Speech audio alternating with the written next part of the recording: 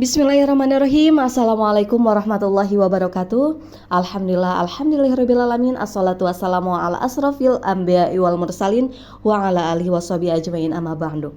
Rabbi shrah li sadri wa yassir li amri wahlul 'uqdatam min lisani yafqahu qawli. Pertama-tama dari yang utama, marilah kita panjatkan puji syukur kita kehadirat Allah Subhanahu wa taala. Tidak lupa salawat beserta salam marilah kita curah limpahkan kepada junjungan alam, yakni Habibana wa Nabiyana Muhammad sallallahu alaihi wasallam. Yang terhormat dosen pengampu mata kuliah BK Belajar Ibu Tuti Awaliyah, dan tidak lupa rekan-rekan seperjuangan Prodi Bimbingan dan Konseling. Pada kesempatan kali ini kami akan menyajikan materi dari mata kuliah Bimbingan Konseling Belajar dengan tema Master Learning. Tapi sebelum itu saya akan menyampaikan kepada rekan-rekan semua para pemateri pada kali ini, yaitu ada Ibu Via Carmila, Bapak Robin Hidayat, Ibu Siti Bilkis, Ibu Sida Divika, dan terakhir saya Qoriatul Jamilah. Untuk mengefektifkan waktu, mari kita simak bersama-sama kepada semua pemateri untuk menyampaikan materi yang sudah disiapkan. Mastery Learning Theory. Definisi Mastery Learning Theory merupakan pendekatan, model, metode, dan teknik pembelajaran yang didasarkan atas pandangan bahwa setiap individu memiliki potensi untuk mencapai prestasi belajar optimal, misalkan diberi waktu belajar sesuai dengan kebutuhannya. Nasution 2011. Teori ini dikembangkan oleh John B. Carroll 1971 dan Bloom 1971. Keduanya mengembangkan suatu sistem pembelajaran yang memungkinkan suatu siswa dapat mencapai sejumlah tujuan pendidikan. Model ini menguraikan faktor-faktor pokok yang mempengaruhi keberhasilan belajar siswa, seperti bakat dan waktu yang dibutuhkan untuk mencapai suatu tingkat pencapaian. Oke, saya di sini akan melanjutkan pemapar materi yang selanjutnya, yaitu model belajar tuntas atau Mastery Learning. Terdiri atas 5 tahap, yaitu orientasi, penyajian, latihan terstruktur, latihan terbimbing, dan latihan mandiri. Tujuan proses belajar mengajar secara ideal adalah agar bahan yang dipelajari dikuasai sepenuhnya oleh peserta didik. Nah, ini disebut Mastery Learning atau belajar tuntas. Artinya penguasaan penuh menurut Nasution 2011. Berikut ini adalah definisi dan pengertian Mastery Learning dari beberapa sumber buku. Yang pertama menurut Majid 2013. Mastery Learning merupakan pendekatan dalam pembelajaran yang mempersyaratkan siswa menguasai secara tuntas atau seluruh standar kompetensi maupun kompetensi dasar mata pelajaran. Selanjutnya menurut Usman 1993, Mastery Learning adalah pencapaian taraf penguasaan minimal yang ditetapkan untuk setiap unit bahan pelajaran, baik secara perseorangan maupun kelompok. Dengan kata lain, apa yang dipelajari siswa dapat dikuasai sepenuhnya. Dan yang terakhir menurut Jones dan Laura tahun 2003, Mastery Learning adalah pendekatan dalam pembelajaran yang mensyaratkan siswa menguasai secara tuntas seluruh standar kompetensi maupun kompetensi dasar mata pelajaran. Terima kasih. Ciri-ciri Mastery Learning menurut Suryo Subroto 1997. Yang pertama, pengajaran didasarkan atas tujuan-tujuan pendidikan yang telah ditentukan terlebih dahulu, yang artinya tujuan dari strategi belajar mengajar adalah agar semua siswa dapat mencapai tingkat penguasaan tujuan pendidikan. Jadi, baik cara belajar mengajar maupun alat evaluasi yang digunakan untuk mengatur keberhasilan siswa harus berhubungan erat dengan tujuan-tujuan pendidikan yang akan dicapai. Kedua, memperhatikan perbedaan individu. Yang dimaksud dengan perbedaan di sini adalah perbedaan siswa dalam hal penerimaan rangsangan dari luar maupun dari dalam dirinya, serta laju belajarnya.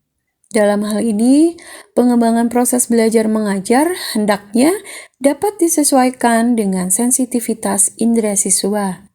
Jadi, belajar mengajar yang hanya menggunakan satu metode dan satu macam media tidak dapat memberikan hasil yang diharapkan.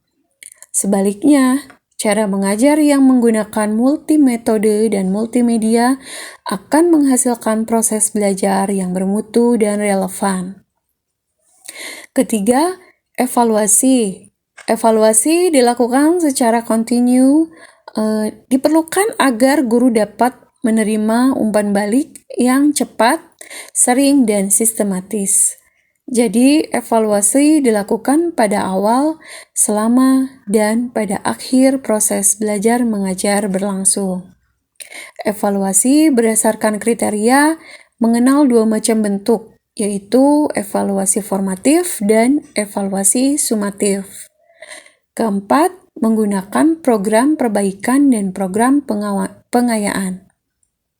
Program perbaikan dan program pengayaan adalah sebagai akibat dari penggunaan evaluasi yang kontinu dan berdasarkan kriteria serta pandangan terhadap perbedaan kecepatan belajar mengajar siswa dan administrasi sekolah. Program perbaikan ditunjukkan kepada mereka yang belum menguasai tujuan instruksional tertentu, sedangkan program pengayaan diberikan kepada mereka yang telah menguasai unit pelajaran yang diberikan. 1. Menggunakan prinsip siswa belajar aktif. Siswa belajar aktif memungkinkan siswa mendapatkan pengetahuan berdasarkan kegiatan-kegiatan yang dilakukan sendiri. Cara belajar mengajar demikian mendorong siswa untuk bertanya bila mengalami kesulitan, mencari buku-buku atau sumber-sumber yang lain untuk memecahkan persoalan-persoalan yang dihadapinya. Selain itu, prinsip siswa belajar aktif dapat mengembangkan keterampilan kognitif, keterampilan manual, kreativitas, dan logika berpikir. Menggunakan satuan pelajaran yang kecil, cara belajar mengajar dengan menggunakan prinsip belajar tuntas menuntut pembagian bahan pengajaran menjadi unit yang kecil-kecil. Pembagian unit pelajaran menjadi bagian kecil-kecil ini sangat diperlukan guna dapat memperoleh umpan balik secepat mungkin. Dengan demikian, guru dapat melakukan usaha perbaikan sedini mungkin. Saya Qoriatul Jamilah. Di sini saya akan memaparkan tentang variabel mastery learning. Terdapat beberapa variabel yang harus diperhatikan dalam penerapan sistem belajar tuntas atau mastery learning, yaitu yang pertama, bakat siswa. Hasil penelitian menunjukkan bahwa ada korelasi yang cukup tinggi antara bakat dengan hasil pelajaran. Menurut saya ini sudah menjadi rahasia umum ya.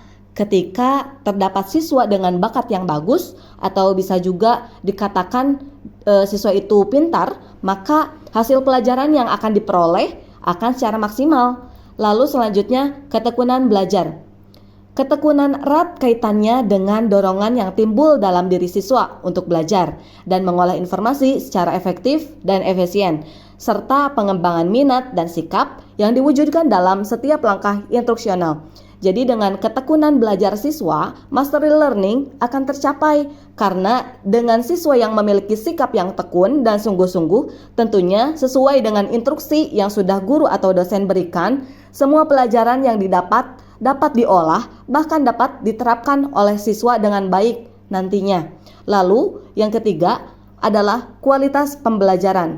Kualitas pembelajaran merupakan keadaan yang mendorong siswa untuk aktif dalam mempertahankan kondisinya agar dalam keadaan siap menerima pelajaran. Kualitas pembelajaran ditentukan oleh kualitas penyajian, penjelasan, dan pengaturan unsur-unsur belajar.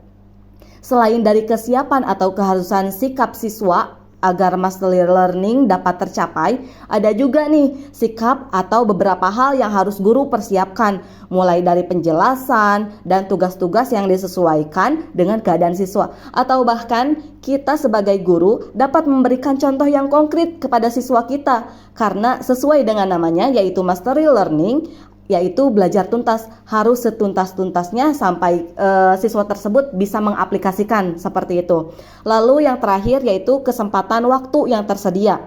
Penyediaan waktu yang cukup untuk belajar dalam rangka mencapai tujuan instruksional yang ditetapkan dalam suatu mata pelajaran, bidang studi, atau pokok bahasan yang berbeda-beda sesuai dengan bobot bahan pelajaran dan tujuan yang ditetapkan. Kesempatan waktu yang tersedia juga itu adalah PR nih untuk guru atau pendidik gitu ya. Karena kita harus menyediakan dan mempertimbangkan suatu tema di pertemuan berapa nih tema tersebut harus disampaikan atau berapa lama nih tema tersebut akan dibahas seperti itu. Untuk selanjutnya ke pemateri selanjutnya. Terima kasih. Langkah-langkah mastery learning. Menurut Wena, 2011, langkah-langkah model pembelajaran tuntas atau mastery learning adalah sebagai berikut. Orientasi. Pada tahap orientasi ini dilakukan penetapan suatu kerangka isi pembelajaran. Selama tahap ini, guru menjelaskan tujuan pembelajaran, tugas-tugas yang akan dikerjakan, dan mengembangkan tanggung jawab siswa. Langkah-langkah penting yang harus dilakukan pada tahap ini yaitu guru menjelaskan pembelajaran dan syarat-syarat kelulusan, menjelaskan materi pembelajaran, serta kaitannya dengan pembelajaran terdahulu, serta pengalaman sehari-hari siswa. Dan guru mendiskusikan langkah-langkah pembelajaran seperti berbagai komponen-komponen, isi pembelajaran, dan tanggung jawab siswa yang diharapkan selama proses pembelajaran. Penyajian. Dalam tahap ini, guru menjelaskan konsep-konsep atau keterampilan baru disertai dengan contoh-contoh.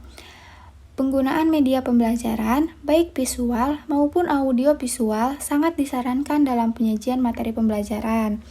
Dalam tahap ini, perlu dilakukan evaluasi beberapa jauh siswa telah paham dengan materi yang diajarkan.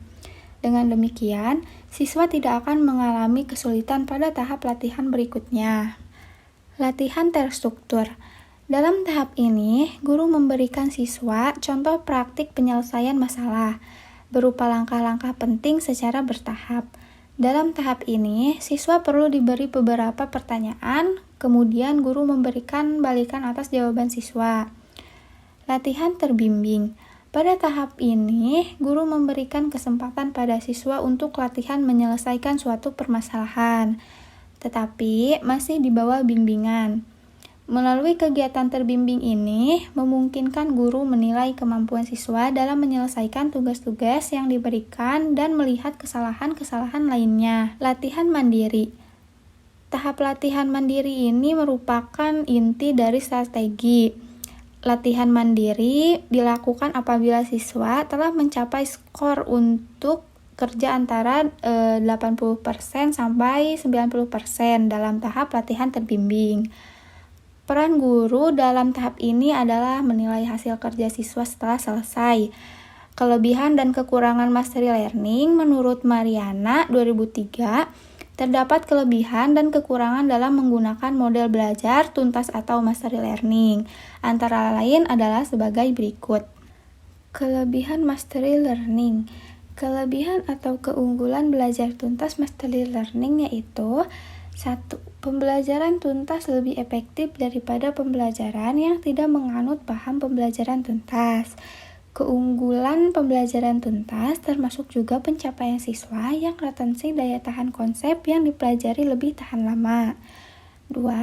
Efisiensi belajar siswa secara keseluruhan lebih tinggi pada pembelajaran tuntas daripada pembelajaran yang tidak menerapkan pembelajaran tuntas.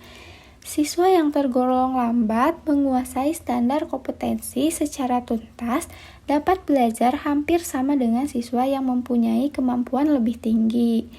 3. Sikap yang ditimbulkan akibat siswa mengikuti pembelajaran tuntas positif dibandingkan dengan pembelajaran yang tidak menganut paham pembelajaran tuntas. Adanya sikap positif dan rasa keingintahuan yang besar terhadap suatu materi subjek yang dipelajarinya. Sikap positif lainnya, misalnya adanya rasa percaya diri yang berarti kemauan belajar secara kooperatif dan dengan yang lainnya, dan sikap yang positif terhadap pembelajaran dengan memberikan perhatian yang besar. Kekurangan mastery learning. Kekurangan atau kelemahan belajar tuntas mastery learning yaitu 1. Guru-guru yang sudah terlanjur menggunakan teknik lama sulit beradaptasi. 2. Memperlakukan berbagai fasilitas dan dana yang cukup besar. Menuntut para guru untuk lebih menguasai materi lebih luas lagi dari standar yang ditetapkan.